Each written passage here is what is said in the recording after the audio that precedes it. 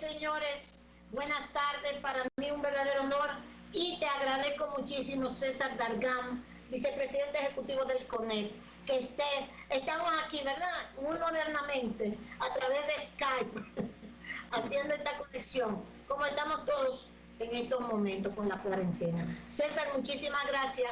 Y lo que más nos interesa, César, para aprovechar el tiempo, es hay una serie de medidas que se han ido tomando desde que comenzó todo este proceso. La primera fueron de dónde se iban a disponer fondos para la cuestión de los empleados, para los suspendidos, para las industrias más pequeñas, etcétera. Pero ahora vuelve y se hace una serie, porque hay que ir ajustando. Se hace una serie que salen hoy también de anuncios, principalmente MIPYMES, digo yo principalmente MIPYMES, pero también un programa de protección a la producción nacional, pollo, huevo, que están al grito, queso, etc. CONEP, ¿qué opina CONEP? ¿Qué tenemos? ¿Qué está bien? Pero ¿qué está mal? ¿Qué nos falta? Bueno, Consuelo, lamento, doña Consuelo, estar en estas condiciones con usted, pero contenta de verla siempre con salud y energía, como estamos acostumbrados. Mi cariño siempre. Mire, vamos a partir de que esto es una crisis sanitaria la que nosotros tenemos. El centro de todo lo que está pasando es una crisis sanitaria que tiene implicaciones económicas, sociales, políticas en el caso de la República Dominicana por el calendario que tenemos, pero en esencia esta es una crisis sanitaria. Una crisis sanitaria que no nació en la República Dominicana y que tiene unas dimensiones muy poco posibles de cuantificar o de entender, proyectar hacia dónde nosotros vamos. Entonces, ante esas crisis sanitarias, lo que se ha hecho desde el sector empresarial es precisamente acogernos a las recomendaciones, en algunos casos de cierre total, en algunos casos de cierre parcial y en otros casos de operación tomando las consideraciones del lugar.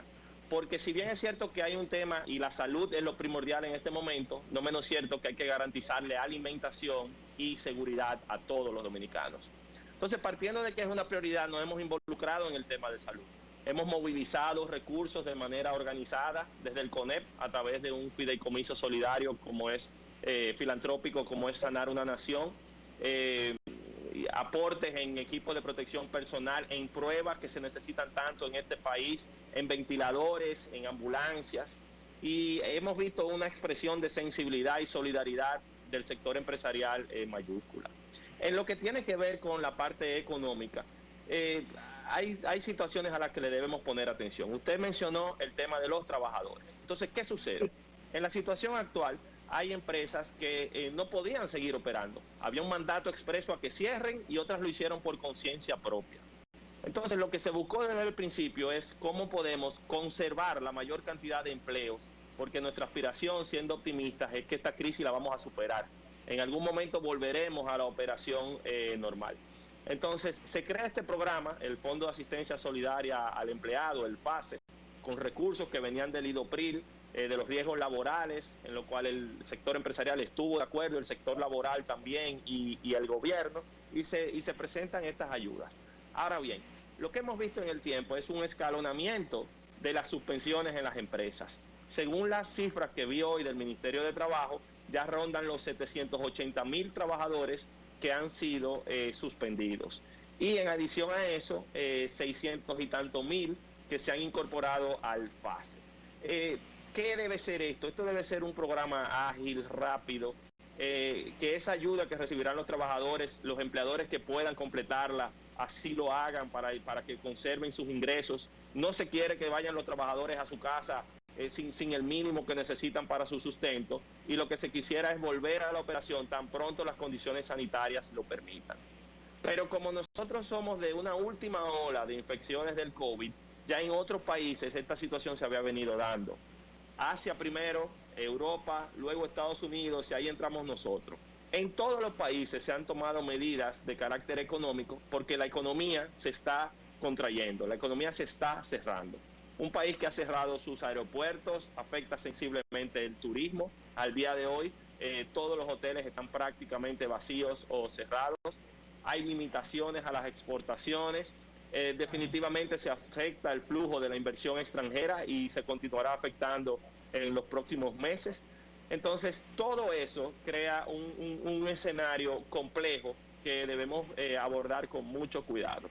Hay algunas cosas que nos favorecen, por ejemplo, el bajo precio que tiene el barril de petróleo en estos momentos, que no conlleva gastos adicionales, el valor del oro y cómo las exportaciones minerales continuarán y deben continuar en los próximos meses siendo un sostén de nuestra economía, pero las medidas que permitan liquidez, porque esto no es un tema de la gran empresa ni de la gran industria. Hay cientos de miles de dominicanos que trabajan por cuenta propia, plomeros, mecánicos, electricistas, salones de belleza, colmados, que han visto limitadas sus posibilidades de ingreso. Entonces, el problema es tanto del micro, del individuo que todos los días va a la calle a buscarse su comida, como de la gran empresa que ha tenido que hacer ajustes. Y hay que buscar un equilibrio entre cómo vamos aplanando la curva del COVID, pero al mismo tiempo garantizando un balance con la situación económica y la presión social que se está metiendo. Por eso la prioridad ha sido lo sanitario, pero las medidas económicas son importantes. Han habido, yo diría, dos grandes fases de medidas económicas. La primera que anunció el gobernador del Banco Central, donde se redujo la tasa monetaria, donde se inyectaron más recursos, donde se liberalizó el encaje legal y eso permitió inyectar más recursos a las entidades de intermediación financiera, pero sobre todo las que se tomaron ayer, que van orientadas hacia las pymes y donde ya se identifican fuentes adicionales de financiamiento. ¿Qué sucede? Todavía harían falta medidas adicionales. Por ejemplo, que se establezca un fondo de garantía solidaria del Estado en que los individuos o empresas que por su situación económica tengan que acudir a un banco, pero no necesariamente tengan las credenciales crediticias para poder acceder a esa fuente de financiamiento, porque se presente una fuente, una garantía solidaria por parte del Estado. Que se facilite, por ejemplo, una ventanilla de factoring en el que las facturas que han emitido las empresas y que en el tiempo no se han pagado puedan ser adquiridas y eso le permita mayor liquidez a las empresas.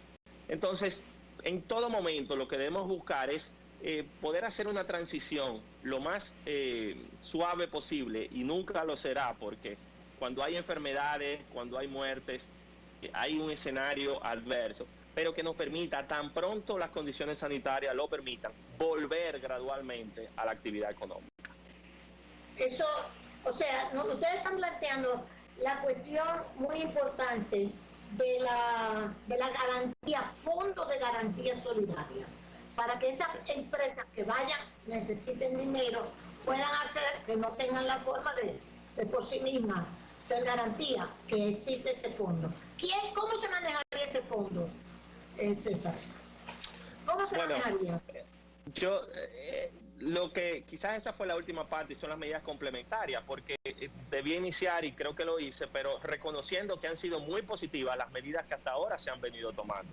Porque en momentos de contracción, en momentos en que hay limitación de que las personas, el ciudadano común y corriente, no pueda producir, tenga que seguir cumpliendo una serie de compromisos, obligatoriamente tendrá que recurrir al sistema financiero.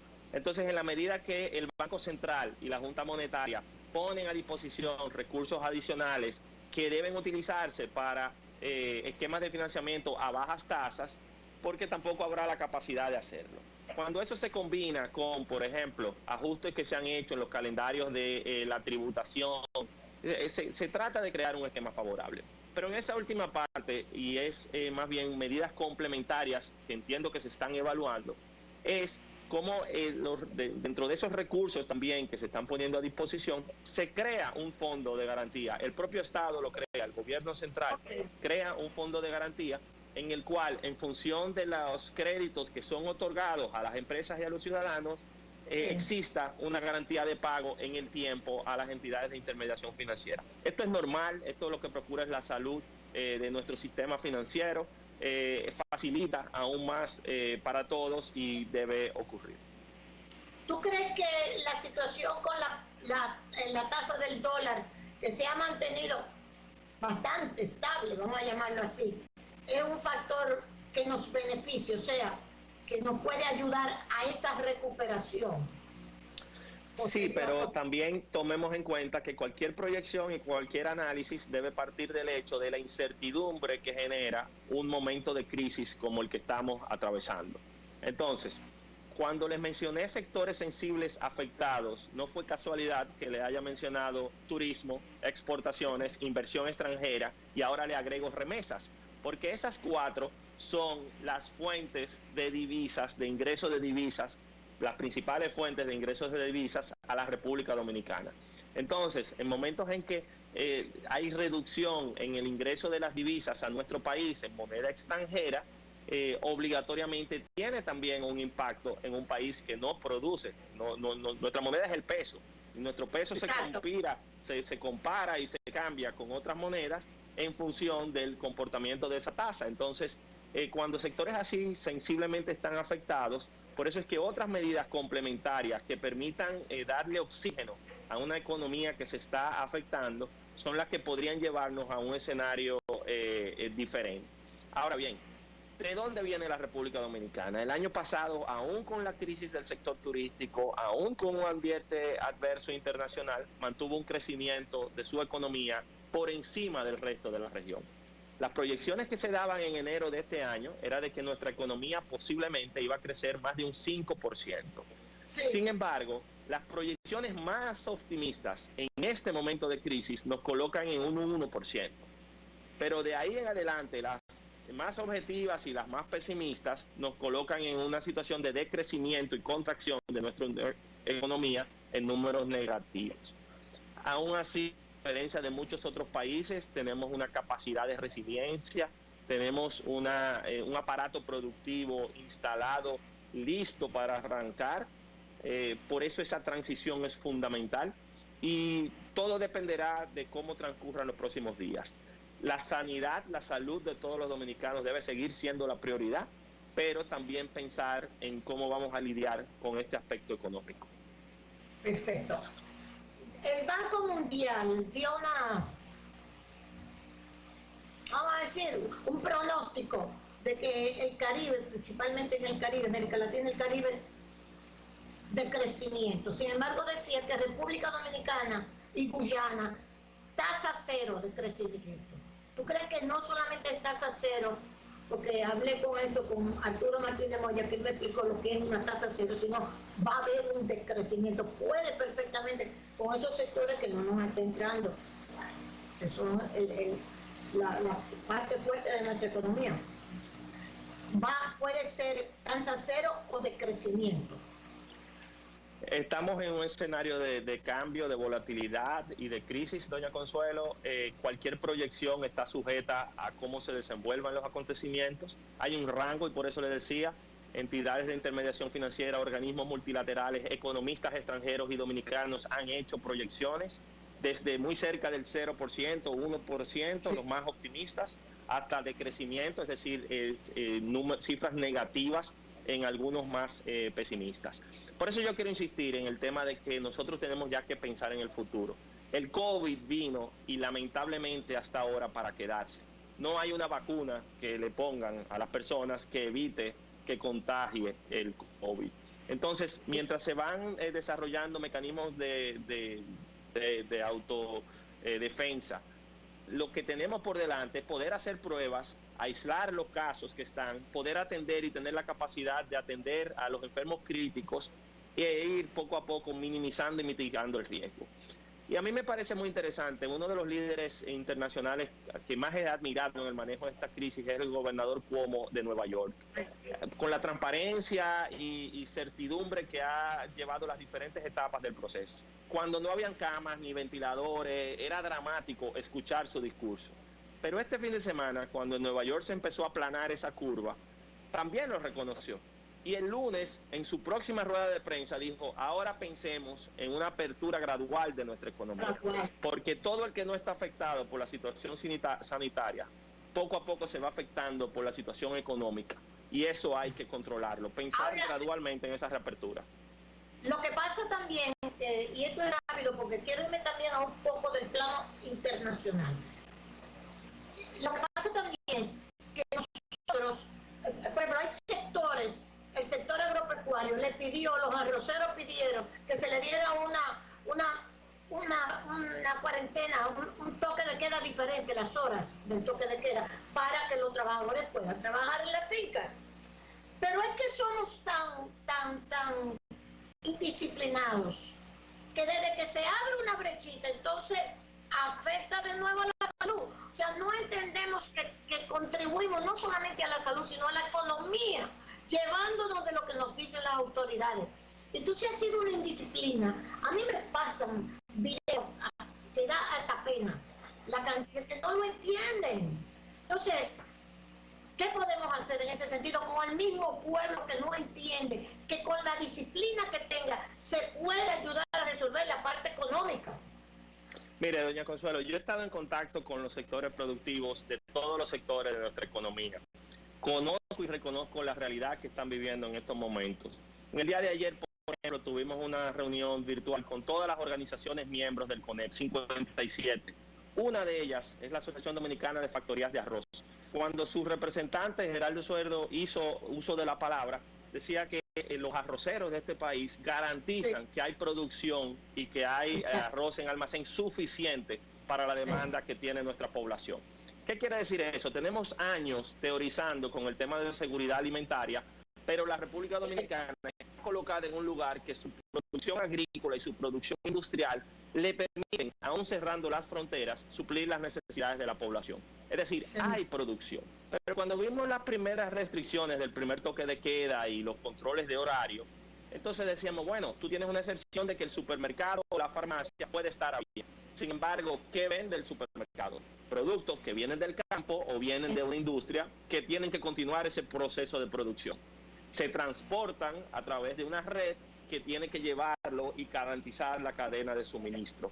Entonces, esa cadena completa debe ajustarse a esta nueva realidad, operar con los estándares que se requieren, pero no suspenderla, porque entonces provocar escasez o provocar especulación de productos o de precios puede ser todavía más perjudicial. Por eso la apuesta debe ser a priorizar la situación sanitaria, a hacer pruebas, aislar los casos, identificarlos con trazabilidad, poder tener la capacidad de atender los pacientes críticos y, en consecuencia, ir reactivando la economía. Y esto no es en un año, esto es en el proceso. Como tú decías, una transición suave, pero encadenada. Correcto. ¿Verdad? Una transición suave, pero encadenada, para que si vamos a tener supermercado abierto, tiene que recibir los productos que vienen del campo o de la industria. Okay. Esta semana le hemos dedicado mucho tiempo en el CONEP a cómo han sido los casos de reapertura en otros países. Pero ¿qué sucede? Tenemos casos en Asia, en China, en Corea, en Japón, en Taiwán, en Hong Kong. Tenemos casos en Europa, en España, en Dinamarca, en Holanda, en Alemania, que no necesariamente son la realidad de la República Dominicana, por diferencias culturales, por temas de disciplina, por la composición de su tejido empresarial muy específico, pero sí hay cosas en las que coincidimos. En todos esos casos, Israel, por ejemplo, han establecido fases de apertura. ¿Y quiénes son los primeros? Los lugares de menor riesgo que aportarían a la reactivación de la actividad económica y que se puede monitorear y darle trazabilidad a los que están trabajando en ese. Entonces, en la medida que aumenta el riesgo, se quedan para otras fases. Por eso no lo vemos como algo de golpe, pero sí ya ir pensando en que hay que oxigenar nuestra economía, vivir con esta nueva realidad que es el COVID, priorizar la salud, pero garantizar alimentación y seguridad para todos. Finalmente, y yo te agradezco mucho todo esto porque yo creo que ese panorama que ustedes tienen es muy certero y contribuiría hasta a que después que pase todo esto tengamos una economía que pueda comenzar a resurgir más rápidamente. Hay opiniones de que, y esto me llamó mucho la atención porque yo soy una contra si alguien me habla a mí de neoliberalismo, me encontró. Porque yo creo en la producción nacional, fundamentalmente. Y punto. Eso es lo que trae el trabajo, eso es lo que trae realmente dignidad a una nación, a la autosuficiencia alimentaria, todo esto. Yo creo en eso. Yo soy de esa formación. A lo mejor me voy mucho con Balaguer atrás. Pero dice, es verdad, dice una forma que ha demostrado el coronavirus, lo acabo de leer en el New York Times, los cambios en la economía. Puede cambiar la economía, el coronavirus puede cambiar la economía mundial. El no tener cadenas de suministro tan lejanas, y eso se está reexaminando en los países. Oye, qué interesante. ¿Qué tú crees de eso como sector empresarial? Cadenas de suministro tan lejanas, que eso se está reexaminando. Mire, les reconozco su posición constante y coherente, patriótica y nacionalista. Y efectivamente usted ha sido una voz siempre en defensa de la producción nacional, de la soberanía y de la República Dominicana. Pero la realidad que hemos vivido en los últimos años, y digamos que en la última década, es un mundo interconectado precisamente por una globalización en todos los aspectos. Se globalizó la economía y ya a través de los acuerdos de libre comercio los controles arancelarios se fueron reduciendo a un mínimo. Se globalizó inclusive el tránsito migratorio y hay países que han eliminado sus fronteras. Pero en esa interconexión y en esa globalización también estamos ahora viendo los efectos. Un virus que nace de un animal en una provincia de China, apenas 6 meses contagia a todo el mundo con millones de afectados y cientos de miles de muertos. Esa es la realidad a la que estuvimos viendo. Entonces, garantizar cadenas de suministro, promover encadenamiento productivo es fundamental. Pero en esta nueva realidad y sobre todo en los meses por venir, nosotros tenemos que garantizar que nuestro propio sistema funcione. Es desconectarnos del mundo, pero es aprender a vivir sobre la base de nuestra propia realidad. Por eso todas las medidas que se puedan tomar por parte del gobierno para inyectarle oxígeno a los sectores productivos son bienvenidas.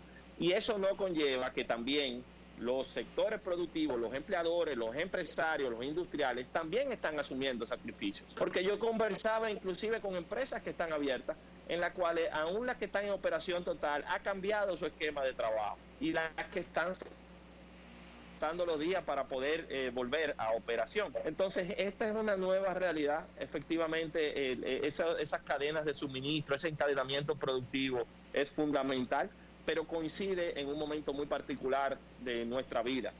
Nosotros estamos en un año electoral, en un año que a su vez ha sido tumultuoso, que tenemos compromisos por delante. Entonces yo creo que los dominicanos tenemos muchas cosas buenas que nos permitirán superar esta crisis con el debido cuidado y la debida atención que se necesita. César, muchísimas gracias, César Gargán, quien es el vicepresidente ejecutivo del CONEC. Ustedes saben que cuentan conmigo. Y amigos suyos, ¿no? No se desanimen, vamos para adelante. Así que los necesitamos también a ustedes. Muchísimas gracias, César. Gracias. Bien.